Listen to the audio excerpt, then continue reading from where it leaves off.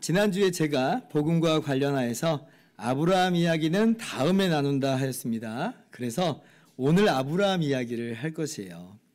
그런데 잠깐 지금까지의 복음의 중요한 내용을 조금 정리를 해봅시다.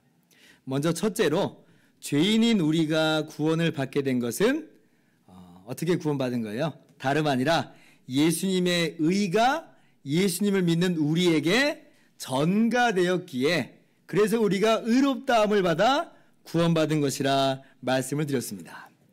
즉 예수님의 의는 사실 우리의 것이 아닌데 그런데 우리의 것으로 간주가 된 거예요. 그래서 우리가 거저 의롭다 하고 선언된 거죠. 그래서 은혜입니다. 왜냐하면 우리는 사실 의롭지 않은데 죄인들인데 거저 의롭다고 하셨으니까.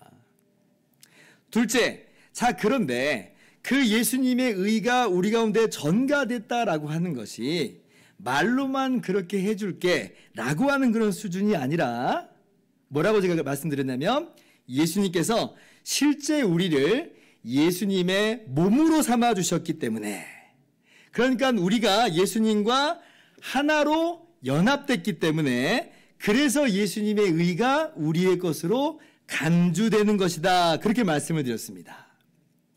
그래서 우리는요, 십자가에 달리신 예수 그리스도와 합하여 죄에 대해서 죽은 자가 된 것이고 그리고 부활하신 그리스도와 합하여 이제 우리가 주님의 몸이라고 하는 새로운 존재, 새로운 생명으로 살아나게 된 것이에요. 그러니까 정말 은혜죠. 왜냐하면 우리 같은 죄인 거저 의롭다 하여 주신 게 은혜고 또 그렇게 우리를 의롭다 하시기 위해서 예수님께서 거저 우리와 한 몸이 되어 주시기까지 하여 주시니 이게 얼마나 은혜예요. 누가 우리와 한 편이 되어 주는데요. 근데 예수님이 우리와 한 몸이 되어 주신다. 여기서 우리가 한 게 무엇이 있는가? 아무것도 없어요. 아무것도 없어요. 오직 예수님을 나의 주와 구원자로 믿은 것뿐이에요. 영접한 것뿐이에요. 그런데 그런 우리를 의롭다 해주시고 구원하여 주셨다. 우리와 하나가 되어 주셨다. 자, 그런데 이게요, 이 정도뿐 아니라 더 깊은 내용이 있다고 그랬죠. 그게 지난주 말씀이었는데요. 예수님께서 우리를 주님과 연합한 주님의 몸으로 삼아 주실 때에 어떻게 하신 거냐면 어떻게 그렇게 하셨다고 그랬어요? 그렇죠. 그냥 말로만 그렇게 하셨다는 게 아니고요. 예수님의 영, 그러니까 성령 하나님을 우리에게 보내주신 것으로 그래서 우리가 성령을 받아서 예수님과 하나가 된 것이다. 이렇게 말씀을 드렸습니다. 다시 지난주에 나눈 말씀인데 고린도전서 12장 13절 봅니다. 너희가 다한 성령으로 세례를 받아 한 몸이 되었고 또 다한 성령을 마시게 하셨느니라. 아멘. 성령 하나님께서 우리 안에 계세요. 예수님께서 성령 하나님을 우리에게 주셨어요. 그렇게 해서 우리와 하나가 되어주신 거예요. 여러분, 우리가 뭐 잘나서 그런 게 아닙니다. 우리가 뭔가 최선을 다해서 그래서 그런 게 아니에요. 우리가 하나님께 뭔가 해드려서 그런 것도 아니에요. 거저 예수님을 믿을 때에 성령을 주신 거예요. 그러니까 정말 은혜죠. 왜냐하면 성령 하나님이 영원히 우리 안에 계시니까. 세상에 하나님이 죄인인 우리와 영원히 함께 계신다. 그러므로 하나님이신 예수님이 우리의 영원한 머리가 되어주신다. 이게 정말 얼마나 은혜입니까? 정말 기가 막힌 선물, 기가 막힌 복을 우리가 받은 거예요. 그래서 여기까지 정리를 해보자면 우리는 성령으로 말미암아 성령 받아 예수님과 하나로 연합된 것이고요. 그렇게 예수님과 하나 되었기에 예수님의 의가 우리의 의로 전가된 것이에요. 그래서 죄인인 우리가 거저 의롭다함을 받고 그렇게 구원함을 받은 것이다. 여기에서 우리가 행하거나 기여한 것 아무것도 없다. 오직 예수님을 나의 주와 구원자로 믿었다. 그래서 오직 은혜, 오직 믿음이다. 이렇게 말씀을 드렸습니다. 정말 감사한 거예요. 자, 그러면 아브라함 이야기는 왜 나온 것이냐 할 때에 바로 아브라함이 그렇게 믿음으로 의롭다함을 받은 우리의 샘플이다라고 한 거예요. 샘플이다.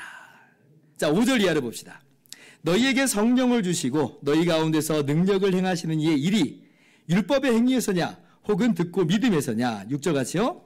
아브라함이 하나님을 믿음에 그것을 그에게 의로 정하셨다 함과 같으니라. 아멘. 여러분, 이것을 그냥 제가 표현하는 대로 한번 좀 바꿔봤습니다. 이렇게 한번 우리가 이해를 해볼 수 있을 것 같아요. 너 성경 창세기 15장 16절 한번 봐봐. 거기 뭐라고 써 있어? 아브라함이 하나님을 믿으니 하나님이 이것을 그의 의로 여기셨다. 이렇게 기록되어 있잖아. 그지? 한번 찾아봐봐. 그래서 창세기 15장 16절을 딱 봤더니 정말 그래요. 정말 그렇네. 그거 봐봐. 믿는 자를 거저 의롭다 하셨잖아. 똑같은 거야. 예수님 믿는 자는 그래서 거저 의롭다함을 받는 거야. 그러니 여기서 뭔가 부족한 것처럼 율법을 지켜야 의가 정말 완성되는 것처럼 그렇게 미혹되지 마. 그렇게 오해하지 마. 라고 하는 거예요. 즉 이게 뭐냐면 아브라함의 이야기를 오직 예수 그리스도를 믿음으로 말미암아 거저 의롭다함을 받는 그런 우리들의 샘플이요. 증거로서 제시를 하고 있는 거예요. 자, 그렇다면 아브라함의 이야기를 우리가 조금 더 깊게 들어가 봅시다. 그러니까 깊게 들어가면 들어갈수록 우리가 더 믿음 안에 신앙 안에 견고하게 설 수 있거든요. 그리고 정말 우리가 얼마나 기가 막힌 은혜를 누리고 있는가를 더 풍성하게 알 수가 있기 때문에 그렇습니다. 더 깊게 한번 들어가 봐야 돼요. 여러분, 율법주의 기독교, 그러니까 유대주의 기독교가 이방인 교회였던 갈라디아 교회 성도들을 미혹했던 것을 세분화시키면 두 가지 내용으로 그렇게 세분화해 볼 수 있습니다. 첫 번째는 뭐냐면 하나님께 의롭다 하심을 받아 하나님의 백성이 되는 것은 혈통적으로 아브라함의 자손인 이스라엘 민족에게 주어진 거야 라고 미혹하는 거예요. 구약 봐봐. 아브라함의 자손인 이스라엘 백성들이 하나님의 백성이었잖아. 이방인들 보고 하나님의 백성이라고 안 그랬단 말이야 라고 이야기하는 거예요. 그러니까 이방인들이 하나님의 백성이 되려고 한다면 이스라엘 사람처럼 할례를 받아 개종을 해야 돼. 그래야지 하나님의 백성이 되는 거야 라고 지금 미혹하는 거예요. 그러니까 니네 갈라디아 교인들 예수님을 믿는 것만으로는 충분하지 않고 예수님을 믿고 그리고 할례를 받아 이스라엘 사람이 돼야 돼. 그래야지 정말 아브라함의 자손으로서 의롭다함 받은 하나님의 백성이 되는 거야 라고 미혹한 거예요. 이게 첫 번째. 두 번째, 이렇게 또 미혹을 합니다. 그리고 니들 이스라엘 사람들에게 율법 주신 것 알고 있지? 너도 알다시피 율법은 하나님의 말씀이야. 그래서 믿는 것만으로는 충분하지 않고 율법도 잘 지켜야 그래야 의롭다함을 받는 거야. 이렇게 이제 미혹을 한 것이에요. 그러니까 갈라디아 교인들이 생각해 보니까 그럴듯한 거예요. 그게 그럴듯해요. 아, 그런 것 같으네. 그래, 예수님도 믿고 그리고 할례도 받고 그리고 율법도 지켜야 그래야 정말 의롭다 하심을 얻는 것이고 그래야 하나님의 백성이 되어서 구원을 받는 것인가 보네 라고 하면서 막걸리를 쏠려가는 거예요. 갈라디아서가 바로 그런 배경입니다. 그래서 사도 바울께서는 이스라엘 백성의 조상인 아브라함 이야기를 통해서 그러니까 핵심으로 들어간 거예요. 아브라함 이야기를 통해서 정말 그런가 한번 보자 하면서 이 유대주의 기독교의 미혹을 깨부수는 겁니다. 자, 그러면 이제 그걸 따라가 봅시다. 자, 여러분, 분명 아브라함이 혈통적으로 이스라엘 민족의 조상이 맞습니다. 우리는 혈통적으로 하자면 이방인들이죠. 자, 그러나 누가 정말 하나님이 인정하시는 아브라함의 자손이냐, 누가 아브라함의 복을 받는 것이냐라고 하는 걸 따져봐야 돼요. 여러분, 이스라엘 민족이 하고 행해와는 이 할례는요, 아브라함부터 시작을 했습니다. 할례는 누구부터 시작을 했다고요? 아브라함부터 시작을 했어요. 아브라함이 할례를 받고 그리고 아브라함의 모든 식솔들이 그날 함께 할례를 받았습니다. 그게 어디에 나오냐면 창세기 17장에 나오는 얘기예요. 아브라함이 99세 때 하나님께서 아브라함에게 할례를 행하라 말씀하셨고, 그래서 그때 아브라함과 모든 식솔들이 할례를 받은 것이죠. 자, 그러면 아브라함이 99세 되기 이전에는 아브라함도 어떤 상황이에요? 할례가 없는 상황입니다. 아브라함도 무할례자였던 거예요. 자, 그러면 아브라함이 의롭다 하심을 받은 것은 언제냐? 아까 창세기 몇 장이라고 그랬어요? 창세기 15장이라고 그랬잖아요. 17장의 할례는 받았고, 이미 그 이전에 15장에 아브라함이 하나님을 믿음에 이것을 그에게 의로 정하셨다 말씀하셨어요. 할례 받기 최소 15년 전의 이야기라는 거예요. 아브라함은 무할례자임에도 불구하고 하나님의 약속을 믿는 것으로, 신실하신 하나님을 믿는 것으로 하나님이 아브라함을 의롭다 하셨습니다. 하나님이 무할례자를 의롭다 하신 거예요. 그래서 아브라함은 할례자의 시초죠. 할례자의 시초로서 할례자의 조상인데, 동시에 무할례자로서 믿음으로 의롭다 하심을 받은 자의 시초이기도 해요. 그래서 우리가 아브라함을 뭐라고 부르냐면 아브라함을 믿음의 조상이다, 믿는 자의 조상이다라고 말하는 것입니다. 여러분, 우리는 분명히 무할례자로서, 이방인으로서 아브라함의 혈통적인 자손은 아니에요. 그러나 그렇다고 해서 우리가 아브라함의 자손들이 아닌 거냐 할 때에 아니에요. 우리도 믿음을 따라서 아브라함의 자손들이다. 이것을 로마서 4장 말씀에 이렇게 사도 바울께서 말씀을 해요. 자, 무릇 우리가 말하기를 아브라함에게는 그 믿음이 의로 여겨졌다 하노라. 그런즉 그것이 어떻게 여겨졌느냐? 할례시냐 무할례시냐? 할례시가 아니요 무할례시니라. 11절 같이요? 이는 무할례자로서 믿는 모든 자의 조상이 되어 그들도 의로 여기심을 얻게 하려 하심이라. 무할례자로서 믿는 모든 자의 조상이 된 것이다. 이것을 오늘 갈라디아서 3장 7절이 뭐라고 말씀해요? 그런즉 믿음으로 말미암는 자들은 아브라함의 자손인 줄 알지어다. 우리가 누구라고요? 아브라함의 자손이다. 혈통적으로는 아니지만 아브라함의 믿음을 따르는 자로서 우리는 아브라함의 자손이다라고 하는 거예요. 여러분, 하나님께 의롭다함을 얻기 위해서는 예수님을 믿고 그리고 할례를 받아서 이스라엘 민족이 돼야 가능한 건가요? 그렇지 않아요. 아브라함부터가 뭐예요? 무할례자였잖아요. 무할례자였을 때 의롭다함을 받았잖아요. 그래서 하나님께 의롭다 하심을 얻어 하나님의 백성이 되는 이 복은 혈통적 아브라함의 자손인 이스라엘에게만 해당하는 거야. 니들은 상관없어 라고 하는 헛된 주장에 대해서 우리는 뭐라고 말할 수 있어요? 무슨 소리를 하는 거야? 무슨 소리를 하는 거야? 우리가 믿음에 따라서 아브라함의 자손인 거야. 그래서 믿는 아브라함을 따라서 예수님 믿는 우리도 의롭다 하심을 얻어 하나님의 백성이 되어서 담대하게 말할 수 있는 거예요. 그러니까 유대주의 기독교의 첫 번째 미혹이 깨졌죠. 할례는 반드시 필요한 거야. 의롭다함 받기 위한 조건이야. 깨졌어요. 왜? 아브라함은 무할례 시에 믿음으로 의롭다함을 얻었거든요. 자, 두 번째 미혹. 자, 믿는 것만으로는 충분하지 않고 율법도 잘 지켜야 의롭다함을 얻는 것이다 라고 한 거였죠. 자, 그런데 다시 한번 아브라함 이야기로 가봅시다. 아브라함이 무할례 시에 어떻게 의롭다함을 얻었다고요? 어떻게? 믿음으로. 율법을 잘 지켜서요?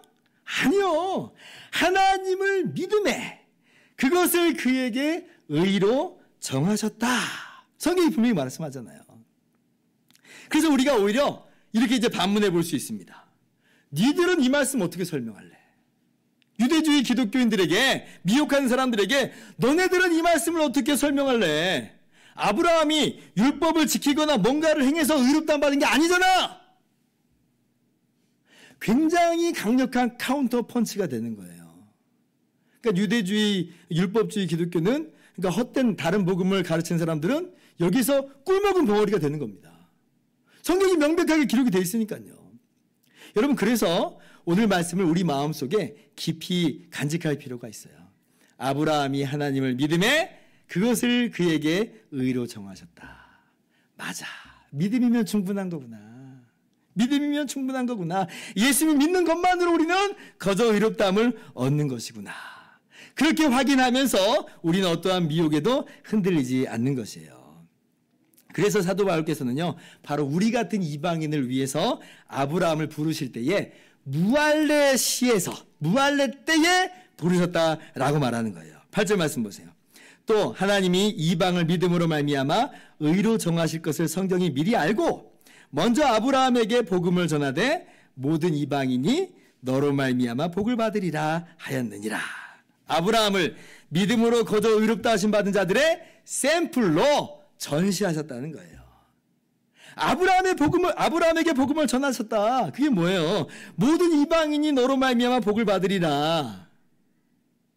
이게 이제 무슨 의미냐면 두 가지 의미가 있는데, 첫 번째는 모든 이방인이 아브라함의 자손으로 오시는 예수님으로 말미암아 복을 받을 것이다 라고 하는 그런 의미가 하나 있습니다. 이건 다음 주에 할 거예요. 근데 두 번째 의미가 뭐냐면 하나님을 믿은 아브라함을 거저 의롭다 하시는 것을 샘플로 보여주는 것으로 그러한 측면에서 모든 이방인이 너로 말미암아 복을 받을 것이다. 그러니까 아브라함을 딱 보니까 무할레 시에 믿음으로 의롭다함을 받았잖아요. 아, 믿음이면 충분하구나 라고 하는 것을 깨닫고 확신하게 되는 거예요. 아, 우리가 예수님을 믿음으로 거저 의롭다함을 받고 하나님의 백성이 되는 게 분명하구나 라고 하는 것을 아브라함 보면서 확인하는 거죠. 이게 아브라함으로 말미암아 복을 받는다는 그런 의미예요. 그래서 9절 말씀에 오늘 뭐라고 말씀합니까? 같이 읽어봅시다. 시작. 그러므로 믿음으로 말미암은 자는 믿음이 있는 아브라함과 함께 복을 받느니라. 믿는 자는 아브라함처럼 복을 받습니다. 믿는 자는 아브라함이 받은 복을 함께 받아 누린다라고 하는 것이에요. 아브라함이 받은 복이 뭐예요? 하나님을 믿을 때 거저 의롭다함을 얻은 거예요. 마치 그와 같이 우리가 예수님 믿을 때에 우리는 거저 의롭다함 받아요. 아브라함이 거저 그렇게 하나님의 백성이 되었어요. 우리가 그와 같이 예수님을 믿을 때에 의롭다함 받아 하나님의 백성이 됐죠. 아브라함이 거저 땅을 기업으로 받았습니다. 마치 그와 같이 우리는 예수님이 다시 오실 때에 새하늘과 새 땅을 우리가 기업으로 상속받게 될 것입니다. 정말 너무 놀라운 은혜예요. 너무 놀라운 은혜예요. 자, 그러면 이제 믿음이 아니라 할례와 혈통만을 따라가고 율법의 행위를 따라간 사람들은 이제 어떻게 되는 걸까요? 어떻게 될까요? 여러분, 이 사람들은 분명 아브라함의 혈통에 따라서 아브라함의 자손입니다. 그러나 그것은 아무런 의미가 없어요. 아무런 의미가 없어요. 그것이 오히려 그들에게 커다란 걸림돌이 되어버립니다. 왜냐하면 그들이 그렇게 율법을 따라가서는 의롭다함을 얻지 못하기 때문에 그래요. 율법의 행위로는 의롭다 하심을 얻어서 하나님의 백성이 되는 복은 고사하고 오히려 죄인으로 판명나게 되고 그렇게 해서 하나님의 저주 아래 있는 자임을 발견하게 된 것뿐이라 하는 거예요. 갈라디아서 3장 10절입니다. 무릇 율법 행위에 속한 자들은 저주 아래 있나니 기록된 바 누구든지 율법책에 기록된 대로 모든 일을 항상 행하지 아니하는 자는 저주 아래 있는 자라 하였습니다. 모든 일을 항상 행하지 아니하는 자는 저주 아래 있는 자라. 이건 정말 핵폭탄과도 같은 그런 말씀이에요. 우리는요 50% 율법을 지키면 그래도 50점을 받은 것이다 이렇게 생각하는 경향들이 있습니다. 그리고 그만큼 우리가 예수님을 믿는 것에 플러스가 된다라고 그렇게 오해할 때가 너무나도 많아요.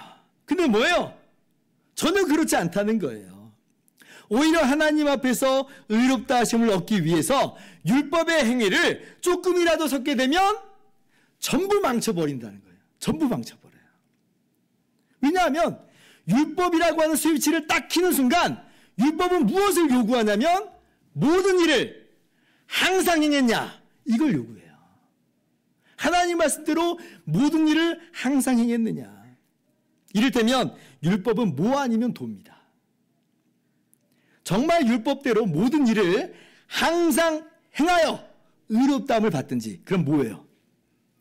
아니면 단 하나라도 깨뜨린다면 죄인으로 판명나서 저주와 심판을 받든지 이게 도예요. 예를 들면 이런 예를 좀 들어서 좀 죄송합니다마는 된장찌개를 정말 맛있게 끓였다 생각해 보세요. 오늘 된장찌개 아니죠? 네, 된장찌개를 맛있게 끓였다 생각해 보세요. 그래서 이제 된장찌개를 먹으려고 숟가락을 떠서 숟가락을 넣어서 딱 떴는데 거기에 바퀴벌레가 한 마리 딱 나와서 생각해 보세요.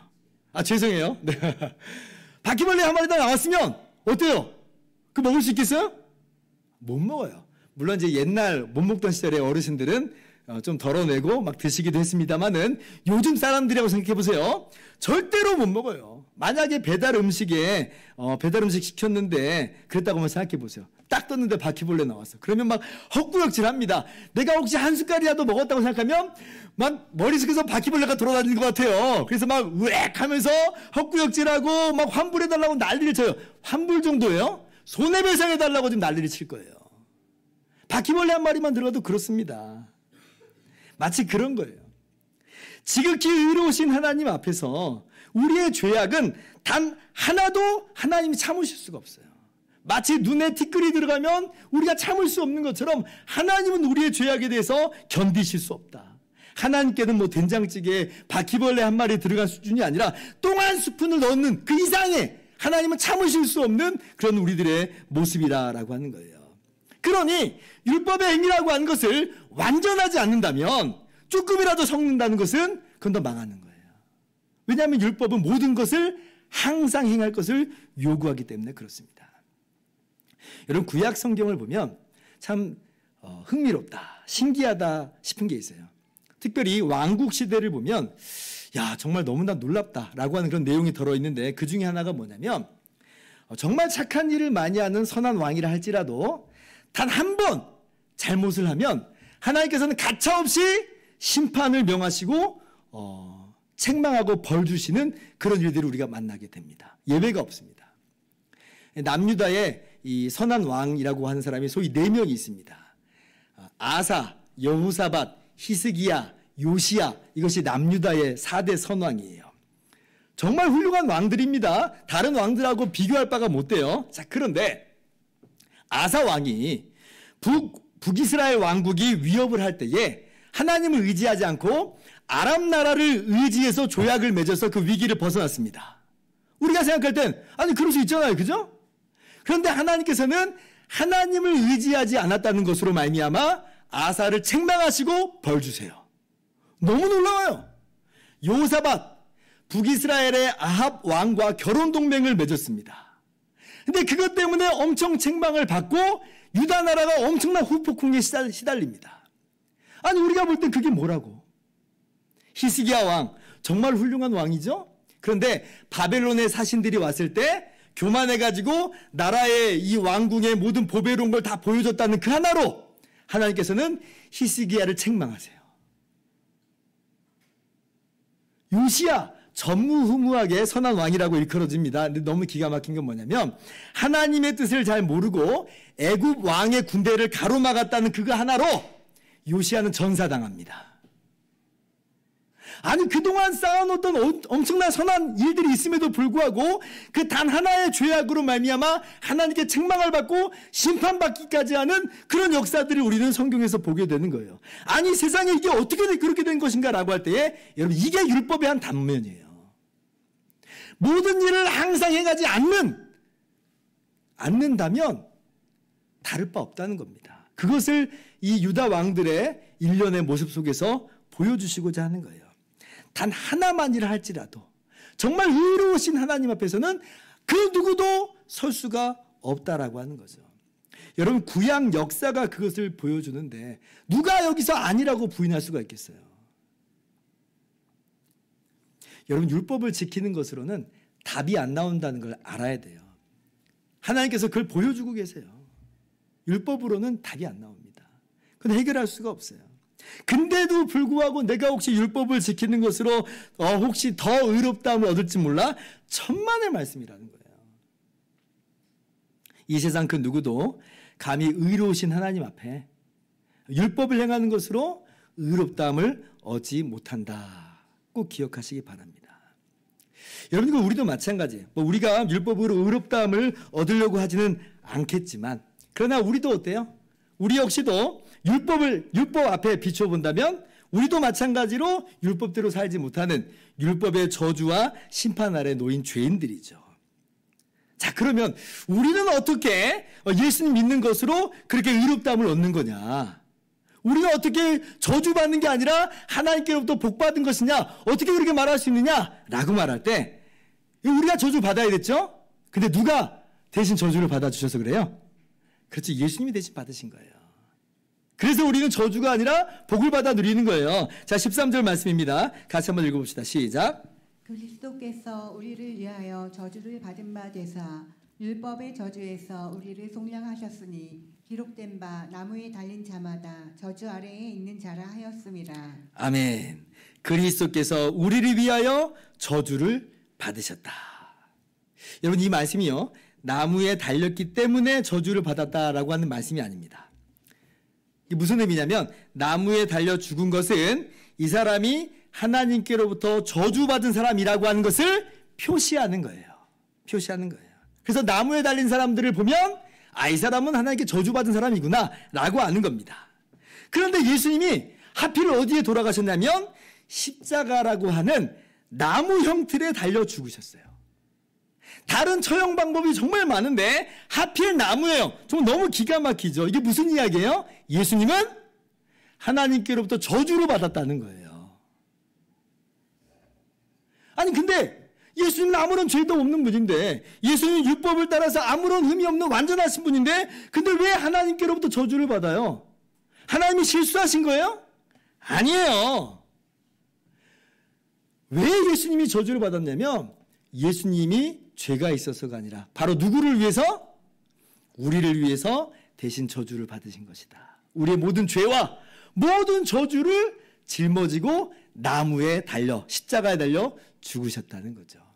그래서 우리에게는 더 이상 저주가 없고 우리에게는 예수 그리스도 안에서 복이 주어지는 거예요. 그 예수님을 믿는 자는 거저 의롭다함을 받고 하나님의 백성이 되고 기업을 상속받게 되는 거죠. 너무 기가 막힌 은혜입니다. 그래서 우리도 마찬가지로 율법대로 살지 못했기 때문에 저주와 심판을 받아 마땅했지만, 그러나 예수님께서 우리를 대신해서 율법의 모든 저주를 그 몸에 다 짊어지셨으니, 그러므로 우리는 예수님 안에서 거저 의롭다함을 받은 자, 죄 씻음을 받은 자가 되는 것입니다. 그래서 하나님을 믿은 아브라함이 거저 의롭다함을 받아 하나님의 백성이 되고 기업을 상속받게 되는 이 복은 바로 예수 그리스도 안에서 우리가 받은 복을 의미하는 것이다 라고 오늘 성경이 이야기하는 거예요. 14절 말씀, 이는 그리스도 예수 안에서 아브라함의 복이 이방인에게 미치게 하고 또 우리로 하여금 믿음으로 말미암아 성령의 약속을 받게 하려 하심이라. 예수님이 우리를 위해서 대신 십자가에서 저주를 받으신 것은 아브라함의 복을 우리로 하여금 받게 하기 위함이시다. 여러분, 이제 말씀 마치겠습니다. 여러분, 우리를 위해서 대신 십자가에서 죽으신 예수님을 주와 구주로 믿는 자는 거저 의롭다함을 얻게 됨을 믿으시기 바랍니다. 아무것도 행한 것이 없다 할지라도, 아무것도 우리가 하나님께 해드린 것이 없다 할지라도 예수님을 주와 구주로 믿는 자는 거저 의롭다함을 받아요. 예수님께서 우리의 모든 저주를 다 받으셨기 때문에 예수 그리스도 안에 있는 자에게는 더 이상 율법의 저주가 없음을 믿으시기 바랍니다. 우리는 저주받은 인생 아니에요. 우리는 예수 그리스도 안에서 복받은 사람들이에요. 예수 그리스도 안에는 결코 정죄함이 없음을 확신하시기 바랍니다. 우리 죄 있죠? 그러나 정죄함이 없는 인생으로 바뀌어버린 거예요. 어떻게? 예수님이 우리 죄를 짊어지고 우리의 모든 저주를 짊어지고 십자가에서 죽으셨기 때문에. 그래서 예수님 믿는 우리는 거저 하나님의 완전한 백성이 되었고 하나님의 나라를 기업으로 거저 상속받게 되었다. 이 놀라운 은혜를 우리가 거저 받은 거예요. 그러니 우리는 기쁨으로 살아갈 수 있습니다. 왜냐하면 예수 그리스도 안에서 믿는 우리는 복받은 인생으로 바뀌어버렸기 때문에 그래요. 이러한 기쁨이, 이러한 감사와 감격이 이 한 주간에 여러분의 삶을 움직여 가시기를 바라고, 여러분 평생의 삶의 원동력이 될 수 있기를 주님의 이름으로 축원합니다. 기도하겠습니다.